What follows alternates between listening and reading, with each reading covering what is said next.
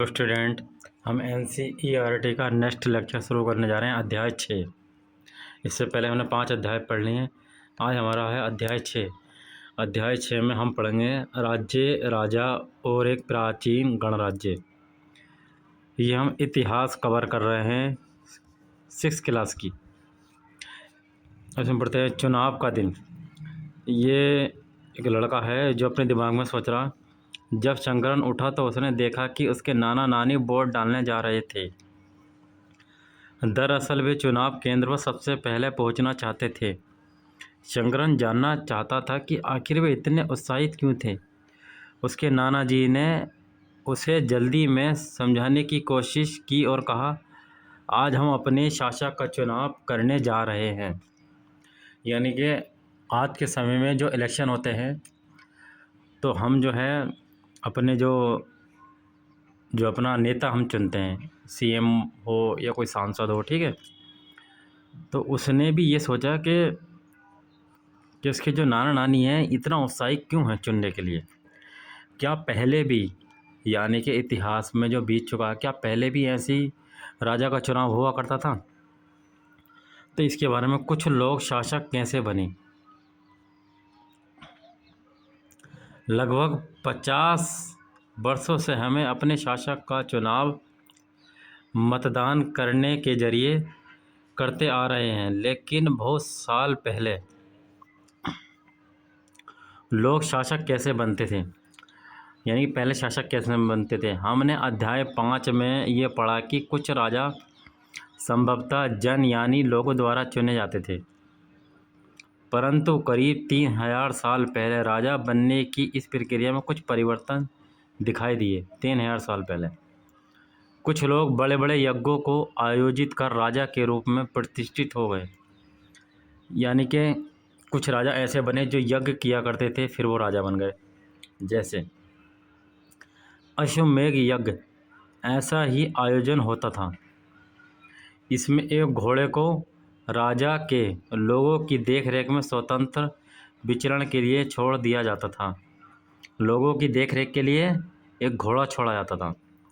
इस घोड़े को अगर किसी दूसरे राजा ने रोका तो उसे वहाँ अश्वमेध यज्ञ करना पड़ता था उस राजा से जिसने इस घोड़े को रोका है, ठीक है।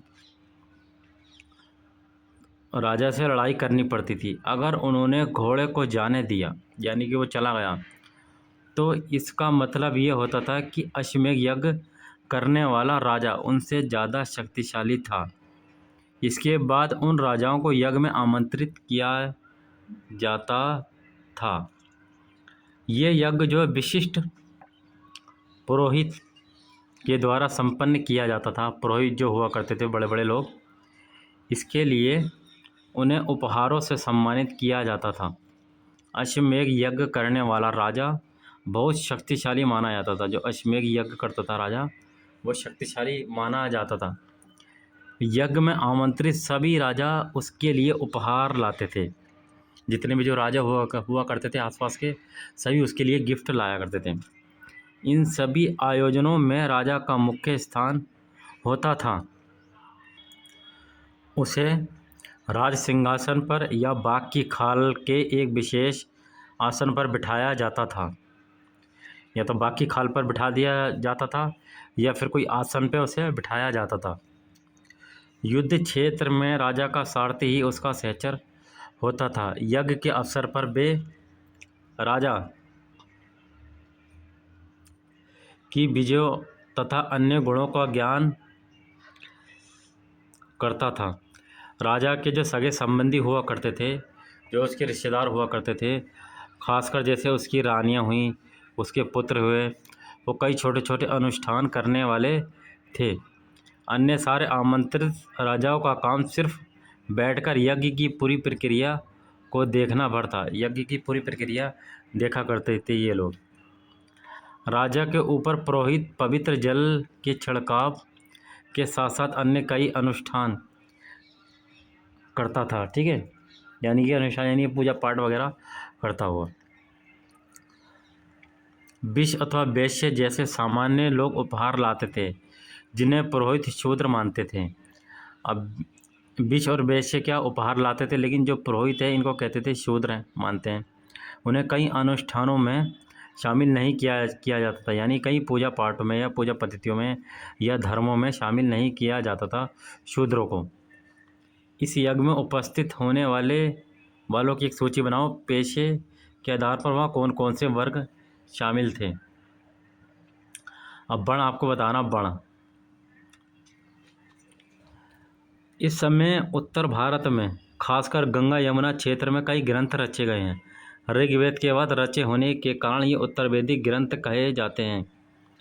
उत्तर वैदिक ग्रंथ उसे कहते हैं, जैसे ऋग्वेद को यदि छोड़कर सामवेद, यजुर्वेद, अथर्ववेद और जितने भी ब्राह्मण ग्रंथ हैं वो सब उत्तर वैदिक काल में रचे गए हैं। यदि ऋग्वैदिक काल की बात आ गई तो उसमें सिर्फ ऋग्वेद की रचना हुई है, इसलिए हम उसे कहते हैं ऋग्वैदिक काल। ठीक, इसके अंतर्गत सामवेद, यजुर्वेद, अथर्ववेद तथा अन्य ग्रंथ शामिल हैं।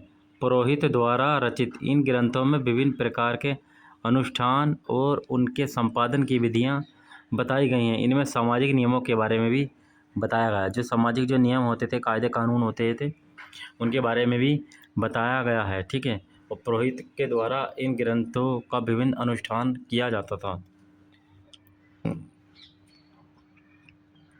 उस समय समाज में कई समूह थे। उस समय समाज में कई समूह हुआ करते थे, जिनमें जैसे पुरोहित थे, योद्धा, कृषक, पशुपालक, व्यापारी, शिल्पकार, श्रमिक, मछली पकड़ने वाले तथा जंगल में रहने वाले लोग शामिल थे। इतने लोग हुआ करते थे। पुरोहित 1 2 3 4 5 6 7 8 9 9 लोग इसमें ऐसे शामिल थे। जहाँ कुछ पुरोहित तथा योद्धा वैभवशाली थे, यानी कि पुरोहित की बात करें और योद्धा की बात करें, इनको वैभवशाली माना गया है। वहीं किसान की बात करें और व्यापारी की बात करें, इन दोनों को धनवान मानते थे। ठीक, किसको मानते थे? किसान और ये जो व्यापारी है इनको क्या मानते थे? धनवान। ये धनवान व्यक्ति हैं। ठीक है, किसान और व्यापारी भी धनवान थे।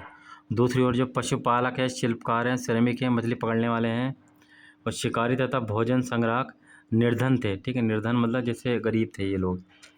तो जैसे पशुपालक रहा, शिल्पकार हो गया, श्रमिक हो गया, मछली पकड़ने वाले हो गए, जंगलों में जो रहने वाले हो गए, जो जैसे हाथी के दांत लेकर आते थे या कोई जानवरों को मार के लाते थे, उन लोगों को निर्धन माना गया है। ठीक है, इन लोगों को। तो 1 2 3 4 5 ये लोग ऐसे थे जो निर्धन थे।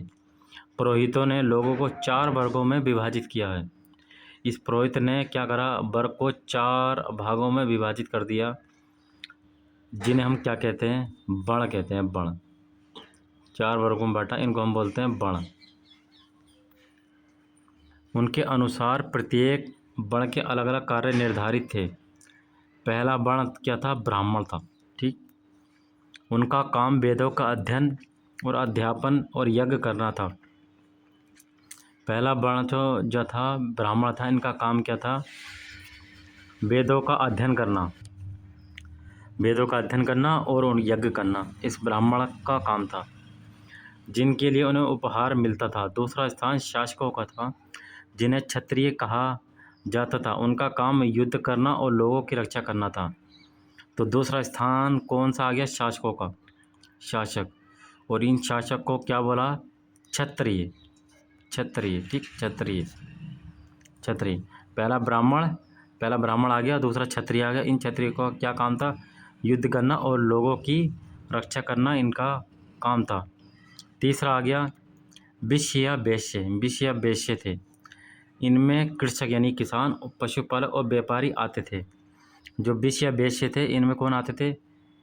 किसान रहे, पशुपालक रहे और व्यापारी आते थे। क्षत्रिय और वैश्य दोनों को ही यज्ञ करने का अधिकार प्राप्त था। जो क्षत्रिय हो गए, क्षत्रिय जो यानी कि युद्ध करते थे, और जो वैश्य हो गए, ये दोनों यज्ञ करने का अधिकार था।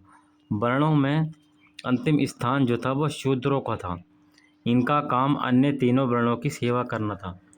जो आपके ब्राह्मण, क्षत्रिय, वैश्य, इनकी रक्षा कौन करते थे? शूद्र लोग करते थे। इन्हें कोई अनुष्ठान करने का अधिकार नहीं था। किनको? शूद्रों को। प्राय औरतों को भी शूद्र के समान माना गया है, यानी कि औरत भी क्या थी? शूद्र थी।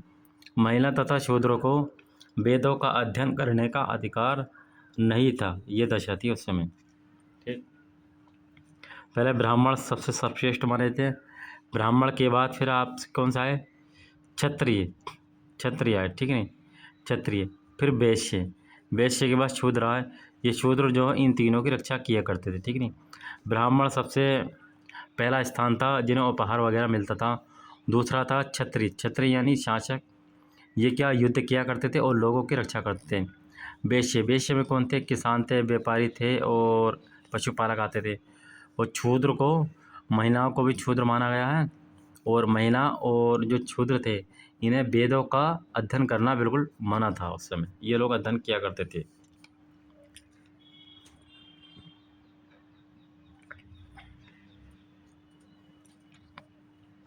पुरोहितों के अनुसार सभी वर्णों का निर्धारण जन्म के आधार पर होता था।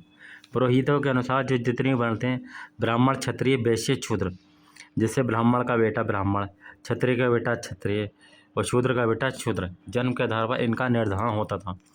उदाहरण के तौर पर ब्राह्मण माता पिता की संतान ब्राह्मणी ही होती थी। ठीक, अगर कोई शूद्र है तो उसका जो माता पिता वो भी शूद्र ही होंगे। बाद में कुछ लोगों को अछूत माना गया। अछूत, ठीक है। अछूत वर्गों में कुछ शिल्पकार, शिकारी, भोजन संग्राहक शामिल थे। अछूत, ठीक है। साथ ही इनमें वे लोग भी आते थे जो शवों को दफनाने या जलाने का काम करते थे। इन लोगों से संपर्क अपवित्र माना जाता था। यानी कि अछूत लोग की बात करें तो जो शिल्पकार हुआ करते थे, शिकारी और भोजन संग्राहक, जो जंगलों में रहते थे, जो हाथी वगैरह मारकर या उनके दांत लेकर आया करते थे, वे लोग भी अछूत माने जाते थे।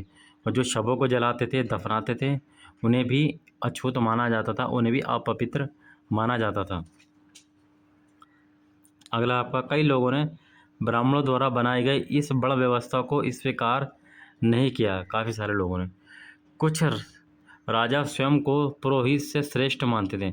कुछ राजा जो थे वो मानते थे कि हम पुरोहित से ज़्यादा श्रेष्ठ हैं, यानी कि ऊंचे हैं। कुछ लोग जन्म के आधार पर वर्ण निर्धारण सही से नहीं मानते थे। जैसे पुरोहित ने कहा कि वर्णों का निर्धारण जन्म के आधार पर होगा, यानी ब्राह्मण का बेटा ब्राह्मण, क्षत्रिय का बेटा क्षत्रिय।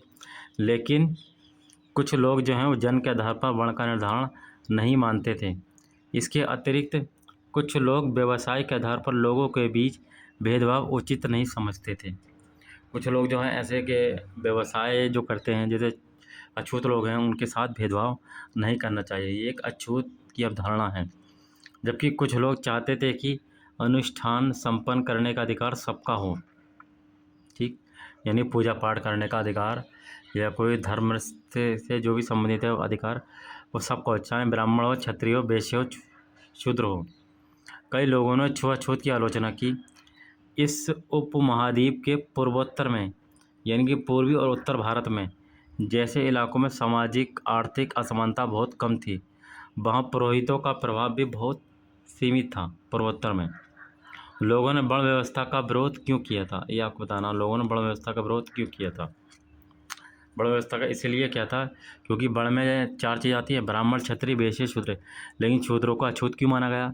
ठीक, इसलिए इसका विरोध किया होगा। अब आते हैं जनपद। एक चित्रित धूसर पात्र, ये आपका पात्र है मिट्टी का बना हुआ, चित्रित धूसर पात्र। एक चित्रित धूसर पात्र मिला है, एक बर्तन है ये। और इस पे जो है ये कैसा काला हुआ करता था उस समय, ये मानते थे। और इस पे जो चित्रकारी की गई है वो किसकी? लाल रंग से की गई है। किससे की गई है? लाल रंग से की गई है। इसे बोलते हैं चित्रित धूसर पात्र, ठीक है।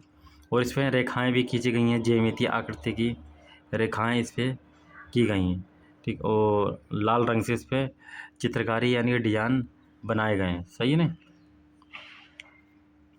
जैसे चित्रित धूसर पात्र, इस तरह के पात्रों में ज़्यादातर थालियाँ और कटोरियाँ ही मिली हैं।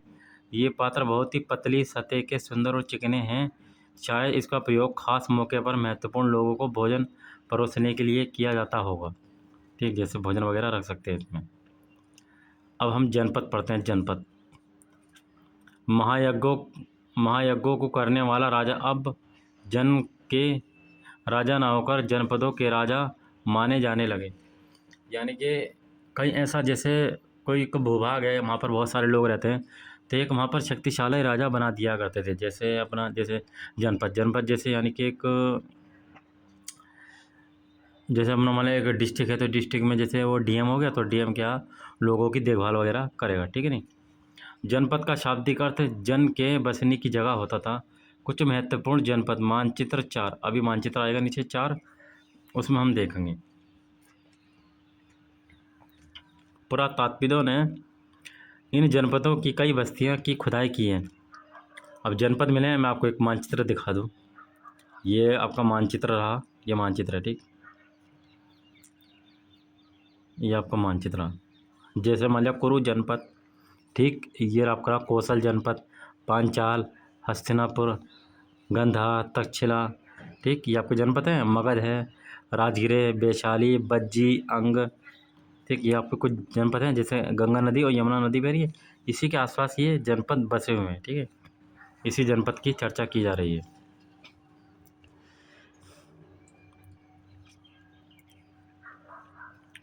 तो हुआ क्या, जो पुरातात्विक थे ने इन जनपदों की कई बस्तियों की खुदाई की। जब इनकी खुदाई की तो उसमें जनपद मिले, जैसे दिल्ली। दिल्ली में क्या मिला, पुराना किला। उत्तर प्रदेश में मेरठ के पास हस्तिनापुर और एटा के पास अतरंजी खेड़ा इनके प्रमुख स्थल हैं। खुदाई से पता चलता है कि लोग झोपड़ियों में रहते थे। जो खुदाई की तो पता चलता है कि यहाँ पर जो जनपद हुआ करते थे, लोग झोपड़ियों में रहते थे। मवेशी यानी कि जानवर तथा अन्य जानवरों को पालते थे। और वे क्या खाते थे, चावल, गेहूँ, धान, जौ, दालें, गन्ना, तिल, सरसों जैसी फसलें उगाया करते थे। कितनी फसलें होंगी, 1 2 3 4 5 6 7 8, 8 फसलें हो गई, ठीक है। टोटल 8 फसलें। ये इस तरह के क्वेश्चन कभी कभी इसमें आ जाते हैं कि कितनी फसलें थी, सबसे पहले क्या उगाया, ठीक, और उन फसलों के नाम बताओ। क्या इस सूची में तुम्हें किसी ऐसी फसल का नाम मिला है जिसका उल्लेख अध्याय 4 में नहीं है। ऐसी फसलों में बतानी है जो उस अध्याय में नहीं थी, वो इसमें जिक्र किया गया है। लोग मिट्टी के बर्तन भी बनाते थे, ये आप देख सकते हैं। चित्री धूसर मृद भांड है ये, ठीक है नहीं। इसमें कुछ धूसर और कुछ लाल रंग के होते थे। इन पुरास्थलों में कुछ विशेष प्रकार के बर्तन मिले हैं जिन्हें चित्रित धूसर पात्र के रूप में जाना जाता है। जैसा कि इनके नाम से स्पष्ट है कि इन बर्तनों पर चित्रकारी की गई है। ये आमतौर पर सरल रेखाओं तथा ज्यामितीय आकृतियों के रूप में हैं। महाजनपद की बात हम करते हैं। महाजनपद, अब वो जनपद जो है वो बड़े बड़े अब क्या महाजनपदों में तब्दील होने लगेंगे। अब इसका टाइम पीरियड पूछ लेता है, जैसे 2500 साल पहले, ठीक। ये टाइम पीरियड भी बहुत ज़रूरी है। जैसे ऋग्वेदिक की रचना 3500 साल पहले के आसपास हुई थी, और महाजनपद 2500 साल पहले। कुछ जनपद अधिक महत्वपूर्ण हो गए, इन्हें महाजनपद कहा जाने लगा। मानचित्र 4 में कुछ महाजनपदों को दिखाया गया, जैसे तक्षशिला है, गंधार है, मगध है। मगध सबसे शक्तिशाली राज्य हुआ करता था। अधिकतर महाजनपदों की एक राजधानी होती थी। कई राजधानियों में किलेबंदी की गई है, अर्थात इनके चारों ओर लकड़ी, ईंट या पत्थर की ऊंची दीवार बनाई गई थी।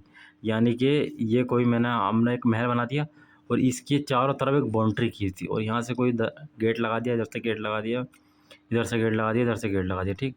इस महल की चारों तरफ किलेबंदी हो गई, यानी कि इस पर कोई, अब ये जो दीवार जो है या तो लकड़ी की या ईंट की या पत्थर की ऊंची ऊंची दीवारें होती थी, ताकि कोई शत्रु इन महल पर कोई आक्रमण ना कर सके। तो इसका मतलब हो गया, यानी किलेबंदी की गई है महाजनपद काल में। ऐसा लगता है कि लोगों ने अन्य राजाओं के आक्रमण से डरकर अपनी सुरक्षा के लिए इन किलों का निर्माण किया गया होगा। तो ये बात इसमें लिखी लिखी गई है कि ये महल है, चारों तरफ क्या किलेबंदी की गई, यानी कोई बाहरी आक्रमण इस पर शक्ति आक्रमण ना करे। कुछ राजा अपनी राजधानी के चारों ओर विशाल, ऊंची और प्रभावशाली दीवार खड़ी कर अपनी समृद्धि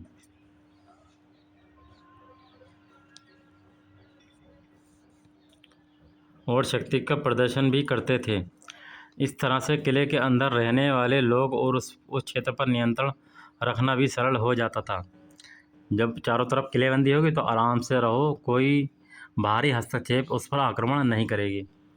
इसी तरह विशाल दीवार बनाने के लिए व्यापक योजना की आवश्यकता थी। जब ये दीवार बनाई होगी तो एक कुशल कारीगर भी होते होंगे, एक योजना भी बनाई होगी, ख़ास तौर से पत्थर वगैरह, ईंट या लकड़ी जो भी है मंगाए गए होंगे, ठीक है नहीं।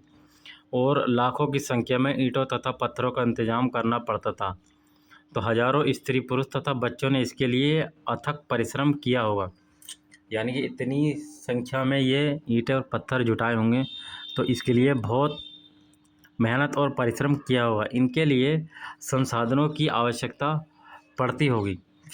जब ये कोई चीज़ लेकर आए होंगे तो संसाधन की भी आवश्यकता पड़ेगी। अब राजा सेना रखने लगे। अब राजा ने क्या करा, सेना रखना शुरू कर दी महाजनपद काल में, ठीक।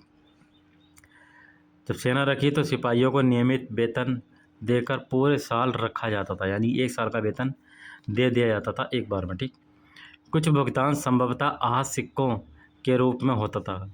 कुछ भुगतान जो आहत सिक्के के रूप में दिया जाते थे, ये हम पृष्ठ 92 पर हम पढ़ेंगे, और सिक्कों के बारे में अध्याय 9 में हम पढ़ेंगे। वहीं पे आपको सिक्कों का चित्र भी दिखा दिया जाएगा। अब राजा सेना रखने लगे। महाजनपदों के राजा ऋग्वेद में उल्लिखित राजाओं से किस प्रकार भिन्न था, 2 अंतर बताना। जो महाजनपद के राजा थे और जो ऋग्वेद के जो राजा थे, इन दोनों में केवल 2 अंतर हमें बताना, ठीक है। अब ये आप एक दीवार का नक्शा देख सकते हैं, ये कोई दीवार है, ये कौशाम्बी किले की दीवार है। ये कौशाम्बी किले की दीवार, ये चित्र आधुनिक उत्तर प्रदेश के इलाहाबाद के पास मिली है। ईंट की दीवार का अवशेष है। इसके एक भाग का निर्माण लगभग 2500 साल पहले हुआ। 2500 साल पहले, यानी कि जब महाजनपद काल था उस समय की ये बात हुआ। ईंट की ये दीवार है और ऐसा लग रहा है जैसे कि सीढ़ियाँ बनी हुई हैं, ठीक है नहीं। अगला हम देख लेते हैं कर। अब जब सेना रहने लगी, लोग रहने लगे, तो फिर क्या है, कर की व्यवस्था की जाएगी। यानी जो लोग काम करेंगे, ठीक, उनसे कर लिया जाएगा। ये कौन, राजा वसूला करते थे।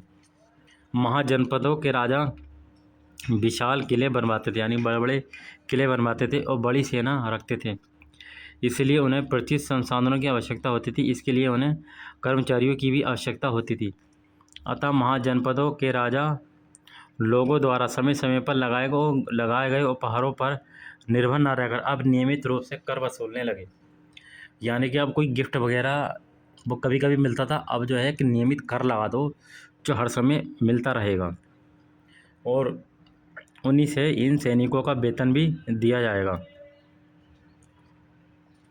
जैसे फसल जो लगाते थे, फसलों पर लगाया गया कर सबसे महत्वपूर्ण था, क्योंकि अधिकांश लोग किसान ही थे। पहले क्या था, किसान थे, क्योंकि ज़मीन बहुत हुआ करती थी। तो प्रायः उपज का 1/6वां हिस्सा कर के रूप में निर्धारित किया जाता था, जिसे भाग कहते थे। जो टैक्स लिया जाता था 1/6, वो किस रूप में जाता था, उसको क्या बोलते थे हम, भाग, ठीक है। और जो कारीगर हुआ करते थे उनके ऊपर भी कर लगाया जाता था। जो कारीगर के ऊपर भी कर लगाया जाता था, और प्रायः श्रम के रूप में, यानी कारीगर जो काम किया करते थे उनको श्रम यानी कि कार्य के रूप में कर चुकाना पड़ता था। कैसे, जैसे कि एक बुनकर, लोहार या सोनार को राजा के लिए महीने में 1 दिन काम करना पड़ता था। यानी कि 30 दिन आपने काम कर, उस 30 दिन में आप 1 दिन राजा का काम कर लो, तो वो आपका टैक्स पूरा हो गया। इस तरीके से कर चुका देते थे। और फसलों पर 1/6, ठीक। और जो पशुपालक को जानवरों या उनके उत्पाद के रूप में कर देना पड़ता था। जो पशुपालक थे, व्यापारियों को सामान खरीदने बेचने पर भी कर देना पड़ता था। आखेटक और संग्राहकों को जंगल से प्राप्त वस्तुएं देनी होती थी। जो आखेटक जो जंगल से जो आप शिकार करते थे या हाथी के दांत वगैरह लेकर आते थे, तो उनको भी क्या टैक्स देना पड़ता था राजा को।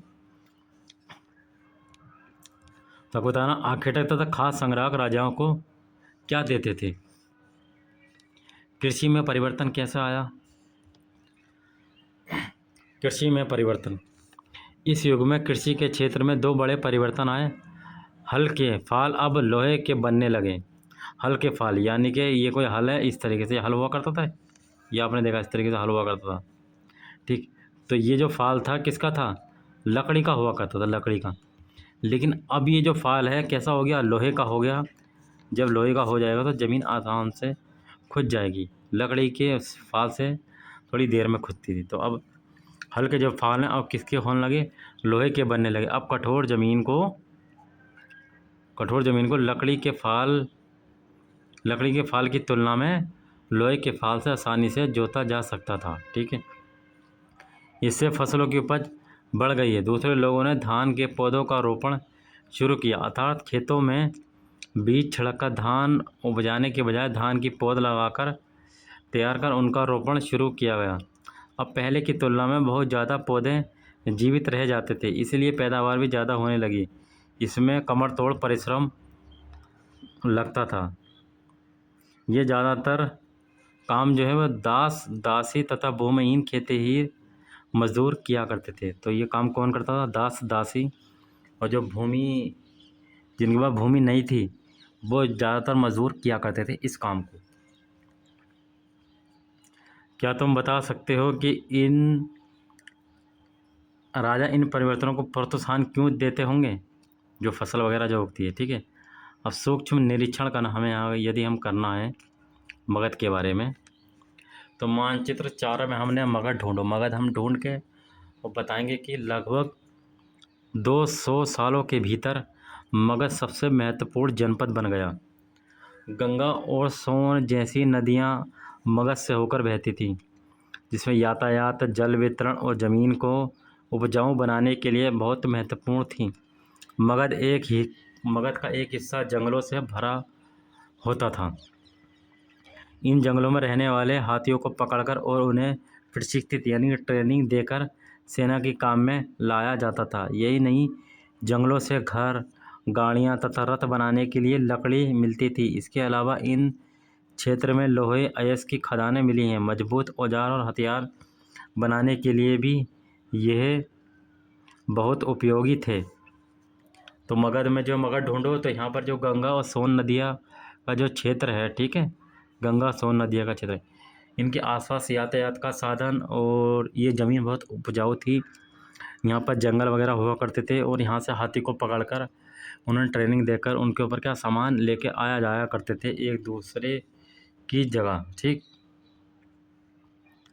मगध में तो बहुत ही शक्तिशाली शासक हुए हैं। एक का नाम है बिंबिसार, दूसरे का नाम है अजातशत्रु। ठीक, 2 शक्तिशाली शासक हुए।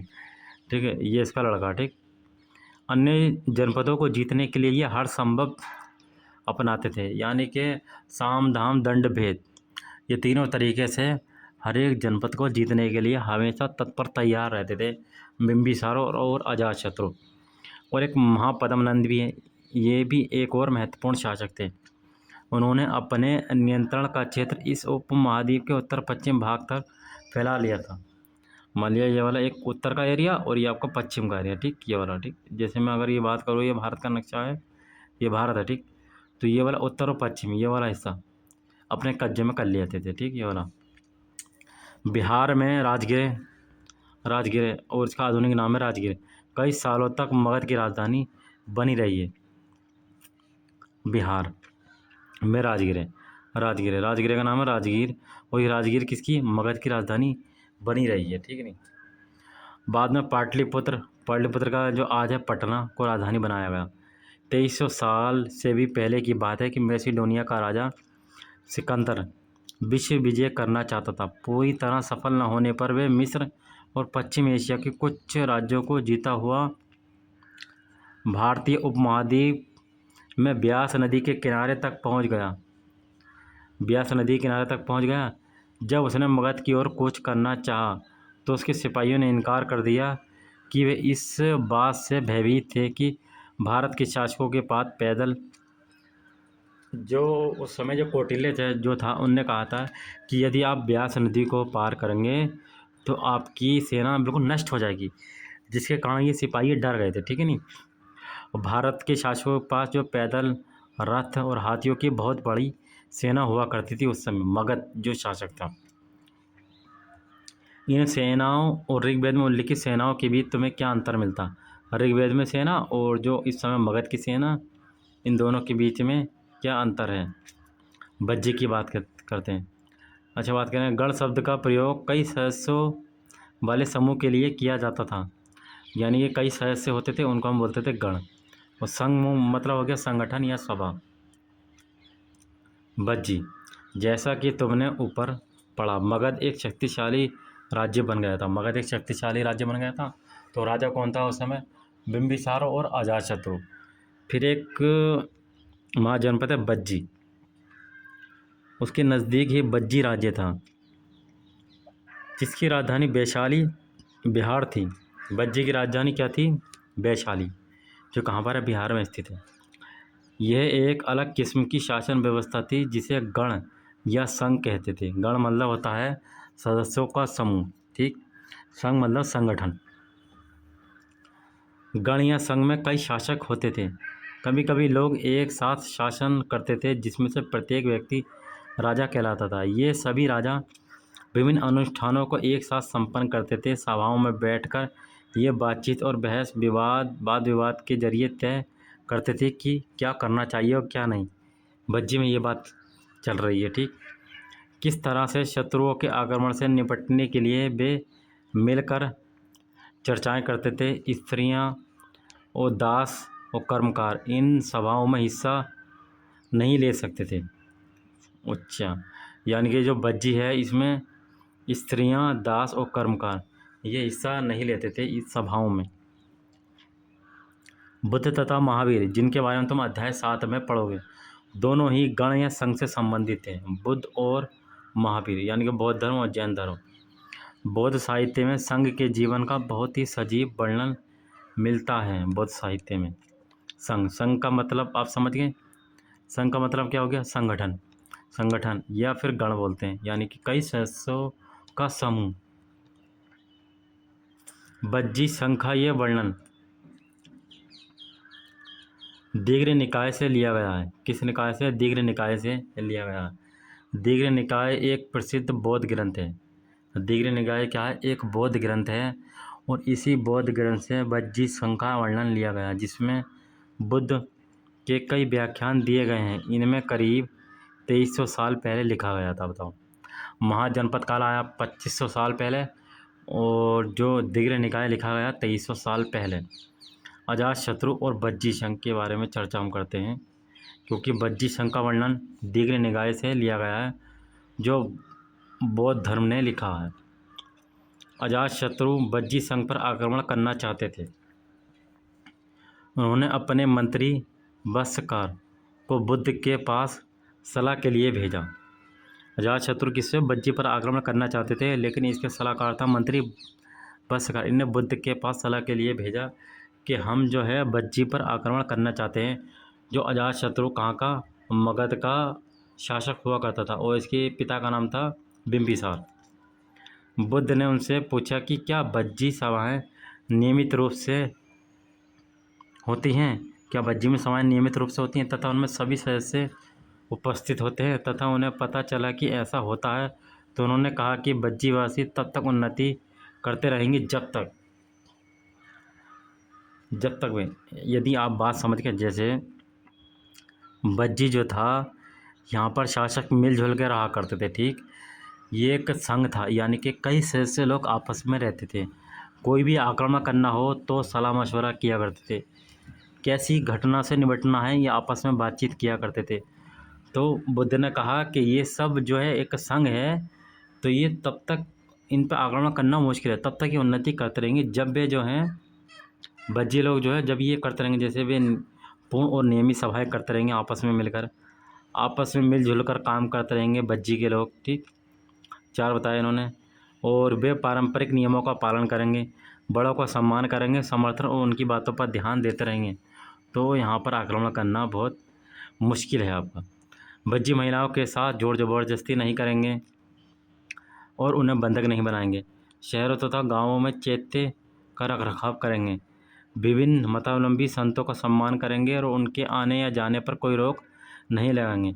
बज्जी संघ अन्य महाजनपदों से कैसे भिन्न था? कम से कम 3 अंतर बताओ। तो बज्जी तो था ही कि बज्जी क्या संघ और एक गण हुआ करता था। यहाँ पर लोग आपस में मिलकर रहा करते थे। कई शक्तिशाली राजा इन संघों को जीतना चाहते थे, इसके बावजूद उनका राज्य अब से लगभग 1500 साल पहले तक चलता रहा। इसके बाद गुप्त शासकों ने गण और संघ पर विजय प्राप्त कर उन्हें अपने राज्य में मिला लिया। इनके बारे में अध्याय तुम 11 में पढ़ोगे। यानी कि बज्जी पर किसी ने आक्रमण करने की दूर अपने संग में शामिल नहीं कर पाए। और 1500 साल तक ये प्रक्रिया चलती रही। 1500 साल के बाद फिर जो गुप्त शासक आएंगे, गुप्त शासक जो अपने अंडर में इस भज्जी को शामिल कर लेंगे। और अपने एटलस में यूनान और एथेंस को ढूंढो। लगभग 2500 साल पहले एथेंस के लोगों ने एक शासन व्यवस्था की स्थापना की जिसे प्रजातंत्र या गणतंत्र कहते हैं। ये व्यवस्था 200 सालों तक चली। इसमें 30 साल से ऊपर के उन सभी पुरुषों को पूर्ण नागरिक प्राप्त थी जो दास नहीं थे। वहाँ एक सभा थी जो महत्वपूर्ण विषयों पर निर्णय लेने के लिए साल भर में कम से कम 40 बार बुलाई जाती थी। इस सभा में सभी नागरिक भाग ले सकते थे। शासन के कई पदों पर नियुक्तियां लॉटरियां द्वारा की जाती थीं। सभी नागरिकों को सेना और नौसेना में अपनी सेवाएं देनी होती थीं। औरतों को नागरिक का दर्जा नहीं मिलता था। औरतों को व्यापारियों तथा शिल्पकारों के रूप में एथेंस में रहने और काम करने वाले बहुत से विदेशियों को भी नागरिक अधिकार नहीं मिले थे। एथेंस में खादानों, खेतों, घरों और कार्यशालाओं में काम कर रहे दासों को भी नागरिक अधिकार नहीं मिलते थे। क्या एथेंस में वास्तव जनतंत्र था? एथेंस में जो व्यवस्था है वो 200 सालों तक चली आ रही थी। एथेंस की बात है ये, ठीक। कल्पना करो, वैशाली के उस सभागार में तुम अंदर झांक रहे हो जहां मगध के राजाओं द्वारा आक्रमण का सामना करने के विषय पर चर्चा की जा रही है। तुमने क्या सुना है? कुछ उपयोगी शब्द जैसे राजा, फिर अश्वमेध यज्ञ हुआ करता था, फिर बड़ा बने ब्राह्मण, क्षत्रिय, वैश्य, शूद्र। जन से आपका जनपद बना, फिर जनपद से आपका महाजनपद बना। फिर आपके जो किले हुए करते उसकी किलेबंदी कर दी गई। किलेबंदी करने के लिए फिर उनके लिए एक सेना की व्यवस्था की गई। इस सेना को वेतन देने के लिए टैक्स लगाया गया। फिर पौधरोपण की व्यवस्था की गई जिससे काफ़ी सारा खाद्यान्न और उत्पादन की वृद्धि हुई। फिर गण यानी कि एक समूह बनाया गया और प्रजातंत्र की व्यवस्था शुरू हुई। तो ये आपका अध्याय 8 था। कुछ ये क्वेश्चन हैं, आप क्वेश्चन आप देख सकते हैं और महाजनपद के राजाओं के नाम आप यहाँ लिख सकते हैं, ठीक। वे कौन से समूह थे जो गणों की सभाओं में हिस्सा नहीं ले सकते थे? आओ चर्चा करें। और कुछ तिथियां हैं जैसे नए शासक का जो उदय हुआ वो 3000 साल पहले, महाजनपद 3000 साल पहले, सिकंदर का आक्रमण 2300 साल पहले, और गणिया संक्रांत 1500 साल पहले हो गया था। फिर ये गुप्त शासकों ने किया था, ठीक है। महाजनपद के जो राजा थे उन्होंने किले क्यों बनवाए थे? सुरक्षा के लिए किले बनाए होंगे, ठीक है नी। जैसे कोई किला है तो उसकी चारों तरफ दीवार बना दो ताकि कोई बाहरी शक्ति इस पर आक्रमण नहीं कर सके। आज के शासक के चुनाव की प्रक्रिया जनपदों के चुनाव से किस तरह का से भिन्न है? ठीक, ये इस तरीके से कुछ क्वेश्चन हैं, ठीक। चलिए आपको समझ में आया। फिर हम नेक्स्ट चैप्टर पढ़ेंगे, चैप्टर 7 नए प्रश्न पर विचार, ठीक है। चलिए।